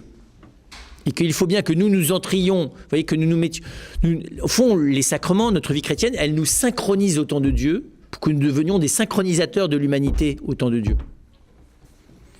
Du coup, ça devient, il me semble, très intéressant de voir comment est-ce que cette modification dans notre rapport au temps se fait fondamentalement par la relation au Christ et à nos frères. Pas tous nos frères d'un seul coup, mais ceux avec qui nous vivons précisément plus immédiatement du Christ. Comprenez bien, ceux qui nous désynchronisent de la tyrannie temporelle du système, ceux qui nous font dépasser la temporalité humaine, ceux qui nous fait dépasser la temporalité humaine, c'est le rythme de la prière, pas seulement des exercices de prière, mais le rythme de la relation. Parce que c'est vrai que, normalement, à force de vivre avec quelqu'un, mon rythme change. Et donc, vivre avec le Christ, c'est bien le signe de la conviction, c'est qu'il doit changer mon rythme. Pas nécessairement dans mes angoisses, parce que, de toute façon, il m'a toujours semblé que les machines à laver, elles devraient aller plus vite. Enfin, on a des lieux d'angoisse et de fixation névrotique un peu pathologiques, mais ça, c'est pas très grave. Ça va pas changer ma pathologie dans le rapport au temps.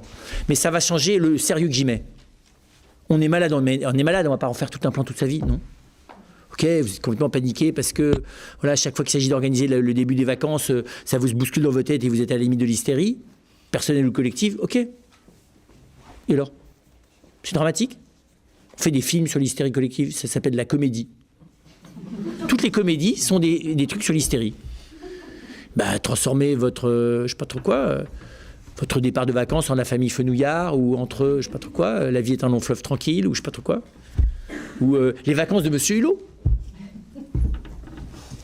Voilà, et donc c'est un décrochage, comprenez bien, de la tyrannie temporelle, pour précisément accueillir la temporalité, y compris celle de la tyrannie du système, c'est-à-dire le bourreau, auquel je vais dire merci, tu es le portier de mes noces, c'est ça le système. Donc accueillir, voilà, les contraintes imaginaires et du fleurimérogis de la temporalité dans laquelle nous existons aujourd'hui, parce que c'est quand même une prison, quoi. Accueillir les limites de la temporalité humaine, mais sur le fond de cette libération intérieure qu'opère la relation au Christ et la relation de ceux qui me sont proposés dans mon existence pour partager plus immédiatement la présence du Christ. C'est vrai, il y a des personnes dans ma vie avec qui, la rencontre, les temps qu'on passe ensemble rendent le Christ plus, vous voyez, comprenez bien, hein, plus amoureusement présent dans mon existence. Et faut être honnête, c'est pas avec tout le monde. Il y a des lieux où on va par devoir. Alors si, ça nous met dans la temporalité de la croix. Mais pas immédiatement dans l'allégresse de la croix glorieuse, quoi. Il y a un petit temps. C'est vrai, il y a des moments où on va, c'est le temps des coups de fouet. Puis il y a le temps, après ça, c'est le temps de la rencontre de Marie avec Jésus au pied de la croix. Heureusement qu'on rencontre Marie dans le chemin de croix, vous savez. Donc c'est pas toutes les mêmes étapes. Et des moments, c'est le dialogue avec Pilate, l'entretien d'embauche, n'importe quoi, de licenciement. Puis à d'autres moments, c'est la rencontre avec Marie. Et donc, ce qui est intéressant, c'est de voir que finalement, ce désir que crée notre monde d'instantanéité, ce désir au fond de dépasser les limites de la temporalité, ce désir au fond même d'une communion plus universelle, c'est notre vocation à nous. C'est ça l'Église.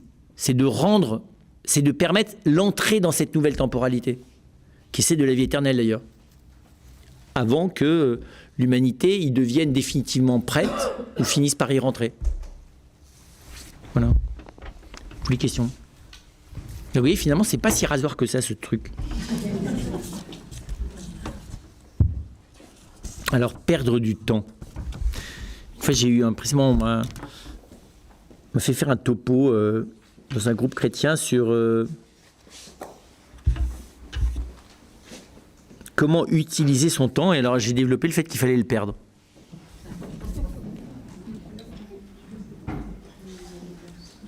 C'est vrai, c'est une manière, vous savez, Jésus dit qu'il faut perdre sa vie. C'est clair que de perdre son temps, au sens fort du terme, ça fait partie vraiment des lieux de conversion.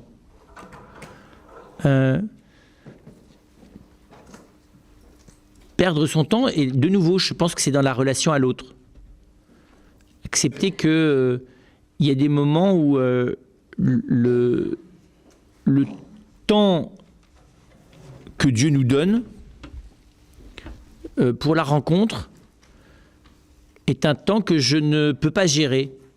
Alors, c'est dans les deux sens. Il y a des moments où le temps est trop court et il y a des moments où le temps n'est pas assez. Il y a des endroits où je perds mon temps parce qu'il faut écouter 3 heures alors que je me serais bien contenté de 10 minutes. Il y a des endroits où je vais avoir 3 minutes alors que j'aurais aimé avoir 20 heures et même l'éternité. Et donc c'est très étonnant comment est-ce que, précisément, la clé, c'est le rapport à l'autre. Mais le rapport à l'autre, pas en fonction de ma manière à moi de gérer mes relations, ou même de ce qui me semble psychologiquement nécessaire à moi ou à l'autre.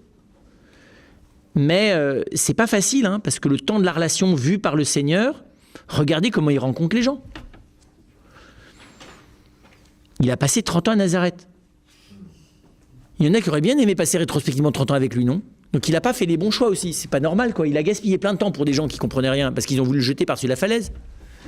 Puis il y a des moments, alors Marie elle a eu de la chance, elle. C'est quand même pas juste. Et puis il y a des gens qui l'a croisé juste un regard, Simon de Cyrène.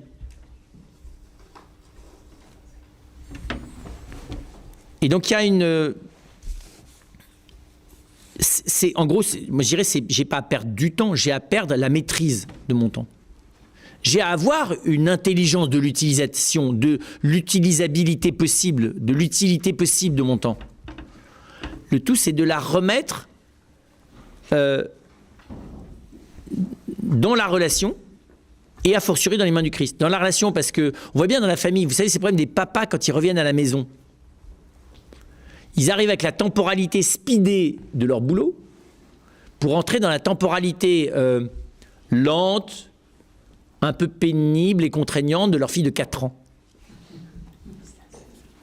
Qui a décidé de faire perdre du temps à leur papa, parce que c'est comme ça qu'en fait, il vérifie qu'ils sont aimés. Pas que les filles, hein, des fois les garçons. Mais les filles, quand même, sont assez sportifs. C'est très bizarre, ça. Pourquoi il y a des enfants qui vous poussent à bout de nerfs ? Parce que aussi, les enfants, ils sont pas bêtes, ils comprennent bien qu'on est un peu fou dans la manière de vivre le temps. Donc, il y a des moments, ils essaient de comprendre, donc ils testent en ralentissant, en mettant la pression. Enfin, vous voyez, il y a toute une espèce de... Moi, je les vois, ils ont une espèce de méthode expérimentale pour voir comment ça marche, ce truc de fou dans lequel... Et alors, au bout d'un certain temps, je ne suis pas sûr qu'ils soient rassurés, moi. Ils sont légitimement assez inquiets, quand même. Voilà, donc c'est pour dire... On a nos réflexes, on a nos pathologies, on a nos systèmes sécuritaires, on a notre intelligence. Voilà, tout ça, c'est très très bien. Le tout, c'est qu'il faut que le centre de moi, régulièrement, ne soit plus sous mon contrôle. C'est-à-dire que je me remette dans les mains du Christ et que je réaborde mon rapport au temps à partir de ce qu'il, lui, de ce qu'il me semble, avec l'aide de l'Esprit Saint, devoir avoir à vivre. C'est pour ça que c'est bien d'avoir quelqu'un avec qui, de temps en temps, je relis ça. Ce qui n'est pas très cool, c'est qu'on est dans un monde où chacun exerce une tyrannie sur la manière dont il pense que l'autre devrait gérer son temps. Parce qu'on y va, hein. Du côté du commentaire, là. T'es en retard, t'es pas à l'heure, c'était pas le bon moment, fallait faire autrement, enfin... Tu pourrais quand même en faire plus, t'en as pas fait assez, t'en fais trop. Et en plus, on est un peu débloqué, parce que on n'a aucun recul sur soi. Vous voyez, on projette des trucs, puis des fois, c'est l'inverse. Vous êtes en état de déprime, puis tout d'un coup, vous dites que les gens en font beaucoup trop, alors que juste avant, vous étiez en état d'excitation, à la limite du burn-out, où vous mettiez pression à tout le monde, il faudrait savoir. Le temps de l'enfant est très important. Il vous resynchronise, lui. personnes malades aussi. Hein. Vous entrez dans la chambre de l'hôpital, là, vous pouvez laisser tomber votre truc, là. Ou bien vous rentrez pas, ou bien vous rentrez. Mais si vous rentrez, vous rentrez. Et il y a des endroits où vous ne savez pas quand vous allez ressortir. Il faut être honnête. C'est comme l'oraison. Ou les offices chez les sœurs de Bethléem. J'aime bien ça. Est-ce que l'office oriental, enfin plus exactement c'est l'office oriental, hein. Dans l'office oriental c'est très remarquable. À un moment donné on doit lâcher le temps. On ne sait pas ce que... Le catholique occidental, au bout de 20 minutes, il dit bon, la messe, à une demi-heure, une heure, oui c'est bon, mais après non. Pas un office d'une heure, la messe à la limite, les jours de mariage, 1h15. Mais quand tu es à l'office depuis 2h30 là, tu dis ça va pas. Et donc là tu es obligé de décrocher. Tu dis, bon, allez, j'y suis, hein. C'est comme quand tu es dans le car, de toute façon il n'y a pas d'alternative, il faut traverser le désert, tu n'avais pas prévu que ça allait durer si longtemps, que ça allait être la galère comme ça, qu'il y allait 50 personnes de plus qui allaient monter que ceux qui étaient prévus. Tu ne peux plus faire demi-tour, hein. Non. Et donc c'est assez étonnant ça, cette espèce d'apprendre à rentrer dans cette... Et la liturgie peut être une manière magnifique. Hein. Les enfants, les personnes malades, les personnes dont le corps est usé, pour ne pas dire les personnes âgées, qui présentement sont plus dans cette rythmique. Moi j'ai me souvenir le dernier chemin de croix que j'ai fait avec le Père Philippe, j'ai fait la dernière station, c'est moi qui avons porté la croix, j'ai voulu porter la croix avec lui. Enfin non, c'est lui qui a voulu porter la croix derrière moi. Et il était très fatigué. Parce qu'il était, le corps était usé, à 92 ans, qu'il avait assez donné, et puis voilà, puis c'était le chemin de croix, et il était très long, le chemin de croix, et voilà, bon. Puis on jeûne, et puis tout ce que vous voudrez. Et là, il s'est mis à marcher très lentement. Je pense qu'on m'aurait planté des clous dans les pieds, ça m'aurait fait moins mal. Et là, j'ai compris que... la décélération, vous savez. Donc là, c'était pas lentement, c'était même le piétinement au musée devant le tableau, c'est rien à côté.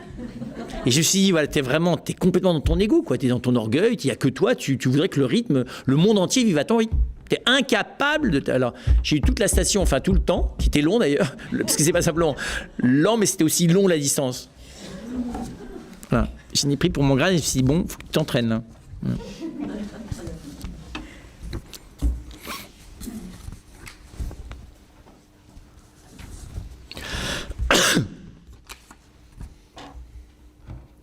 Le temps de l'espérance, demain sera meilleur. Est-ce au fond le même mouvement? Non, demain ne sera pas nécessairement meilleur, demain sera autre chose, c'est mieux. Sous ce rapport-là, parce que ça sera autre chose, ça sera meilleur. Mais il faut être presque le meilleur et des fois des têtes bizarres. Voilà. Et c'est vrai que l'espérance joue beaucoup, le rapport au temps joue beaucoup dans l'espérance. Et qu'effectivement, l'espérance, elle n'est vivable que dans l'aujourd'hui et dans l'instant. Il y a des moments où il n'est pas question, c'est pas négociable. Je ne peux pas regarder la minute d'après. Parce que je n'ai que maintenant. Et là, je vois, précisément, c'est vrai que l'exercice de l'espérance en situation critique est une des manières extraordinaires. Sauf que malheureusement, il faut des fois la situation critique pour que je me tienne dans l'instant. Et dès que de nouveau, je retrouve un peu d'aisance, je suis reparti à cavaler dans mes projections ou dans mes rétro-visions.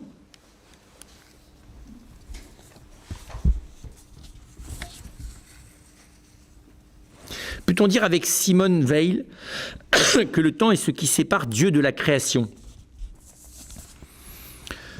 Oui, mais on pourrait dire aussi que le temps, c'est la manière dont Dieu a donné à sa créature d'entrer dans l'éternité.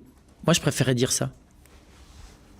Vous voyez, le temps, c'est l'espace que Dieu a donné à l'homme. C'est le moyen de l'éternisation de l'homme. Pas de l'ange, mais de l'homme. Et donc le temps, et donc la lenteur, et donc la durée, qui est des fois si raide, hein, parce que c'est vrai, les bilans temporels, c'est pas facile. Il y a des moments, pour le coup, on a le sentiment de perdre, alors pour le coup, bêtement du temps. Les moments où on rate, on a l'impression d'avoir raté l'occasion de vivre ça. Enfin, toutes ces espèces, vous voyez, de sentiments bizarres. Précisément, tout ça, pourquoi est-ce que l'ennui est important pour l'enfant? Parce que c'est le temps de l'inventivité de l'usage du temps. Hein, vous savez, il faut qu'il s'ennuie parce qu'il faut qu'il arrive à affronter le fait que le temps est un espace de liberté. Et donc le mettre tout le temps en état d'interactivité, c'est le priver de l'apprentissage de cette liberté. Vous voyez, être dans l'interactivité permanente, c'est au fond le priver de la maîtrise, de la responsabilité du temps, pour lui et pour les autres. Mais je pense qu'aussi l'adulte doit de temps en temps accepter de s'ennuyer. Je suis très attentif aux trains qu'on rate, aux avions qu'on rate. On rate les rendez-vous. Alors vous me direz, c'est plus dur quand on les fait rater aux autres, mais c'est très important. Et de savoir qu'en fait, on n'y arrivera jamais aussi. C'est pas gérable. Pourquoi ? Parce que c'est le temps de la souffrance de l'homme à l'égard de l'éternité, parce que c'est le temps du péché, et que c'est aussi le temps de la rédemption. C'est le temps où Dieu vient descendre dans la souffrance des limites de ma capacité à vivre le temps humainement pour pouvoir me faire entrer dans son éternité. Tu dis, la vieillesse, pour le coup, ou la maladie, ça me montre ça. C'est des moments où le temps devient insupportable, quoi. Et pourtant, c'est d'un temps qui, des fois, est un temps qui a une fécondité pour les autres qui est extraordinaire.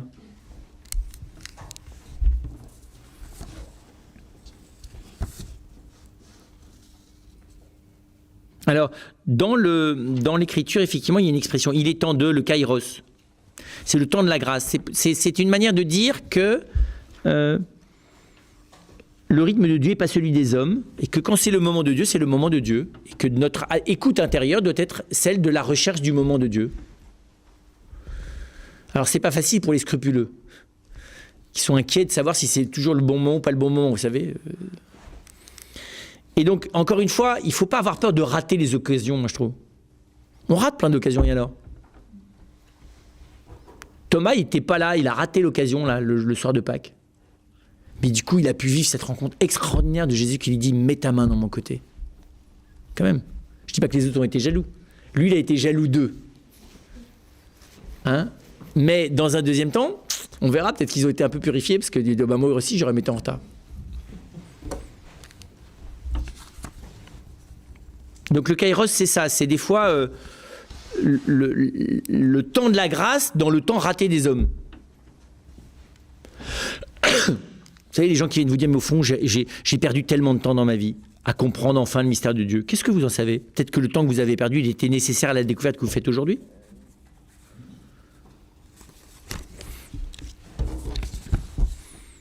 L'univers est-il créé dans le temps ? Oui, du côté de l'effet. L'univers est dans le temps. Donc il apparaît dans le temps. Mais le temps apparaît en même temps que l'univers. Hein. Là, c'est la petite théologie du temps. Mais l'acte créateur, lui, est éternel, puisque l'acte créateur, c'est Dieu lui-même. Donc l'acte créateur, lui, n'est pas dans le temps. C'est son effet qui est dans le temps. Y a-t-il le reflet de l'éternité dans l'univers physique ?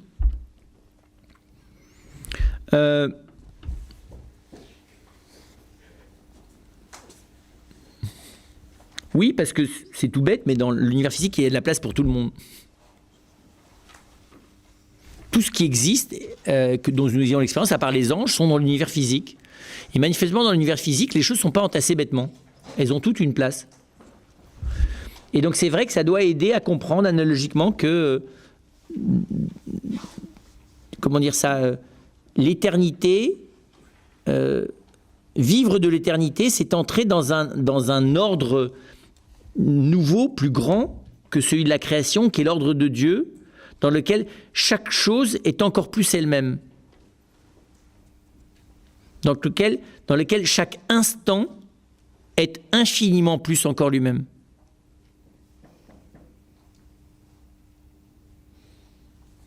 Mais je pense que c'est plutôt l'instant qui pour moi est le reflet de l'éternité.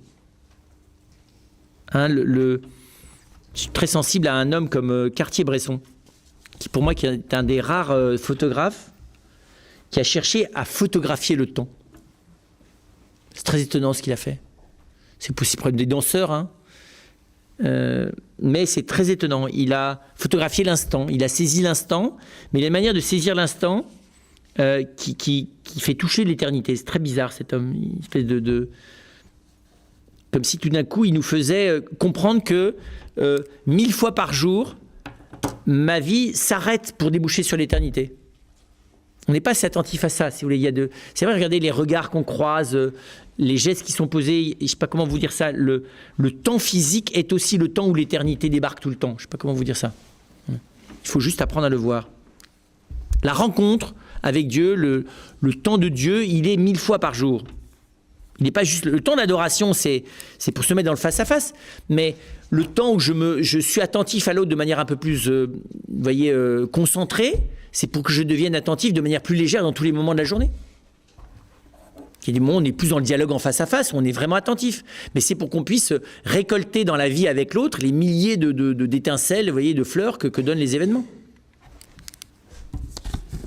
L'homme est-il créé de toute éternité? Non. L'homme, il est voulu de toute éternité. Il est porté en Dieu, comme voulu par Dieu de toute éternité, mais il n'existe qu'à partir d'un moment dans le temps, avec cette particularité de l'homme, c'est que cette existence n'est pas réversible. L'homme n'est pas néantisable. Dieu ne peut pas vouloir néantiser l'homme, pour être plus précis.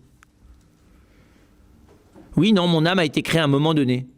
Et c'est le moment de mon âme qui m'a fait entrer dans le temps. C'est le moment de la création de mon âme qui m'a fait entrer dans le temps. Mais c'est vrai, je ne l'ai pas développé, ça. C'est aussi très bizarre. On a débarqué dans un temps qui existait déjà. Est-ce que votre corps, il a l'âge de l'univers? Non. La matière de votre corps, elle a l'âge de l'univers. Elle date de la création du monde. Donc on est vieux, hein, pour le coup. Et bizarrement, elle n'a pas l'air très usée. Un bébé, ça n'a pas l'air très usé. Pourtant, c'est déjà très vieux.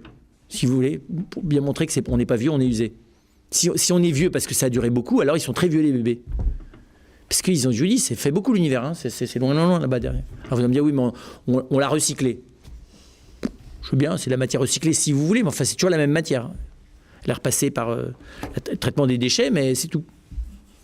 Et en tout cas, ce qui montre bien, c'est que du coup, je débarque dans un temps qui existe déjà, qui est le temps de mon corps. Le temps de mon corps, il est lié par le corps de mes parents, par la relation du corps au monde des vivants, par la relation du monde des vivants au monde physique, à la totalité de l'univers. Donc j'entre dans le temps de l'univers par le corps. Et ce temps, il m'a précédé. Il ne m'a pas demandé mon avis d'ailleurs. Il a déjà une histoire, il a déjà une complexité. Et moi, pour le coup, dans mon âme, je débarque à neuf. La seule chose qui est neuve, c'est l'âme. Qu'est-ce que ça donne par la résurrection? Et bien précisément, dans la résurrection, Dieu nous donnera un corps qui récapitulera non seulement l'histoire de l'univers entière, l'histoire de tous les hommes, mais qui resplendira de la manière dont Dieu m'a fait vivre son temps à lui, qui m'échappe d'ailleurs. Ressuscité, il était ici, maintenant, dans le temps, hein? Non. Il s'est montré. Oui, comme vous dites, la monstrance de l'éternité s'est fait dans le temps. Le montrer du corps s'est fait dans le temps, mais pas le corps. Qu'est-ce que ça donne au niveau de la possibilité? Bonne question. Bah, précisément, la base nouvelle, c'est le corps ressuscité. C'est la première pierre. La deuxième, c'est le corps de Marie. Donc on a déjà 2 arpents de terre glorifiés. Et le reste de l'univers sera glorifié de cette manière-là. Ça m'avance qu'à moitié, parce que j'en ai pas l'expérience directe. Pourtant, je suis face à lui dans la grâce en permanence. Et donc, c'est vrai que c'est pas rien de se préparer à ce que, alors c'est plus le temps, hein, c'est le corps, mais à ce que, effectivement, mon corps va vivre, déjà par la grâce, vit l'éternité, et laisse la grâce de Dieu se servir de lui pour préparer sa vie future. Donc je vis déjà le temps de la résurrection de mon corps dans le temps d'aujourd'hui, et notamment très mystérieusement dans la souffrance, y compris corporelle. C'est très mystérieux ça. Là je suis pas assez... Voilà, logiquement je ne serais pas capable de vous dire exactement pourquoi, mais ça me semble qu'on ne peut pas dire autrement. C'est pour ça que la terre tourne, la croix demeure. Puisque la croix, c'est l'entrée dans l'éternité, parce que dans la résurrection, de la matière du corps du Christ, et donc d'une part de cette matière auquel nous participons. Il y a quelque chose de nous, quelque chose de notre univers, quelque chose de notre famille humaine, qui est déjà... Pardon ? On entre déjà dans la gloire de Christ. Oui, oui, mais ils ne sont pas ici. Voilà. Si c'est dans l'ici de nos cœurs, oui. Si c'est dans l'ici de notre amour, oui. Mais pas dans l'ici de nos corps. Il nous a laissé l'ici des corps. Il nous a laissé le maintenant du temps à notre charge. Le rythme naturel a ses limites. Que peut-il se passer quand le rythme du système violente à l'excès ce rythme naturel? C'est tous les jours. La bipolarité, par exemple, qui se multiplie, c'est exactement ça. Le système est bipolaire parce que d'abord il va très vite et ensuite il est fondé dans son accélération sur des contradictions permanentes. Puisqu'il me propose en permanence des choses contradictoires. Donc on est dans un système à fabriquer des bipolaires à haut niveau. Vous savez, comme dans un espèce de champ magnétique. Au début, vous ne l'êtes pas beaucoup, on l'est tous un peu, hein, puisqu'on a tous des rythmes ne serait-ce que diurnes et nocturnes. Ben, vous entrez dans la centrifugeuse du système, à la fin, vous êtes tous explosés dans la bipolarité, normalement. Aujourd'hui, je dis ça, mais c'est de manière métaphorique, mais les médecins aujourd'hui reconnaissent tous que c'est le problème du monde dans lequel on est. Jusqu'où le système peut dominer le rythme naturel, ben, il peut le disloquer, il peut l'accroître, il peut le déformer. Mais c'est à nous à trouver les manières de créer, comprenez bien, des micro-systèmes écologiques de résistance. C'est-à-dire qu'en gros, il faut que les endroits où on vit, mais c'est tout, hein, c'est les objets, les matériaux, les personnes avec qui on vit, le rythme qui est l'autre. Et là-dessus, on est encore au tout début. Et je pense qu'on est très loin de l'intelligence qu'il faudrait développer. Dans la communauté familiale, dans la communauté religieuse, dans la communauté, dans les endroits où on vit ensemble. On n'a pas encore développé des systèmes de filtrage suffisamment poussés de l'irradiation du système global. L'ordinateur, par exemple, c'est incroyable. Vous faites débarquer l'accélération maximum à l'intérieur de la maison. Hein. C'est Hiroshima, c'est des bombes antipersonnelles, les ordinateurs portables. C'est de la bombe antipersonnelle. Ça peut vous exploser la figure n'importe quand sans que vous en aperceviez dans la journée.